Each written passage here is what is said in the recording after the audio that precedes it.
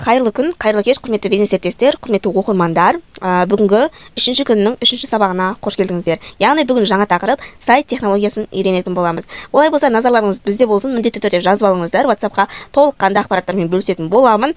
Және де YouTube каналға да жазылуды ұмытпаңыздар. Колокольчикті баса кетіңіздер, күнделікті шыққан видеодан хабардар болып отырасыздар. Енді сайт дегеніміз не? Сайт немесе веб-сайт деп аталады. Ағылшынша веб-сайт, веб дегеніміз тор, желі деген мағынаны білдіреді, және де сайт дегеніміз орын дегенді білдіреді. Яғни әлеуметтік желідегі орын мағынасын береді деген веб-сайт деген сөзіміз. Енді бұл дегеніміз бір мекен жайға біріктірілген компьютерлік немесе ноутбуктан, телефоннан жасалынған сайттардың барлық жеке тұлғаның ақпаратын бір жерге жинастырып қоятын әлеуметтік сервер деп аталынады.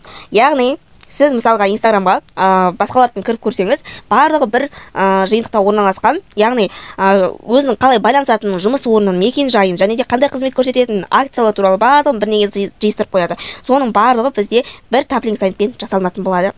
Ғаламтор желісінің негізін құрайтын барлығы сайттар болып есептелінеді. Яғни біздің WhatsApp-ымызда, Telegram болсын, қазір қолданып жатқан аса маңызды программалардың барлығы сайт болып есептелінеді. Яғни сайт дегеніміз ол HTML-ден басталатын хаттама. Яғни біз Google-ға кіріп бірдеңе іздесек те, WhatsApp вебке кіретін болсақ та, онлайн түрде Telegram-ға, Instagram-ға кіретін болсақ, соның барлығы бізде сайт болып есептелінеді. Сайт арқылы кіретін боламыз. Бізде дәл қазіргі қолданатын сайттың екі түрі бар. Біріншісі таблинг сайт, екіншісі хиполинг сайт. Таблинг сайт дегеніміз мультисілтеме жасауға арналған сервис. Яғни таблинг-ру, оны қолдана отырып, лендинг парақшаңызды өз қолыңызбен жасай аласыз.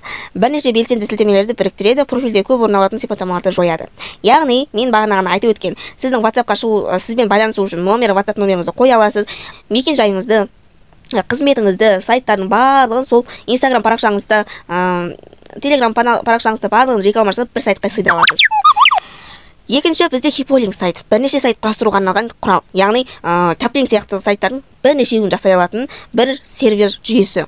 Енді бұл хиполинг сайт бізде сәл ауырлау және де тілі түсініксіздеу болғандықтан біз таблинг сайт қолданатын боламыз. Сондықтан да қазір дәл осы айтылған ақпараттардың барлығын жазып алып практикаға көшетін боламыз. Сондықтан да қазір құрметті оқырмандар, құрметті бизнес әріптестер, таблинг сайтты жасап үйренетін боламыз. Оның алдын біз дәл осы айтылған теорияларды жазып алыңыздар. Ал таблинг сайтты мен сіздерге келесі видеода жасап көрсететін боламын. Олай болса, үй тапсырмасына кірісіңіздер.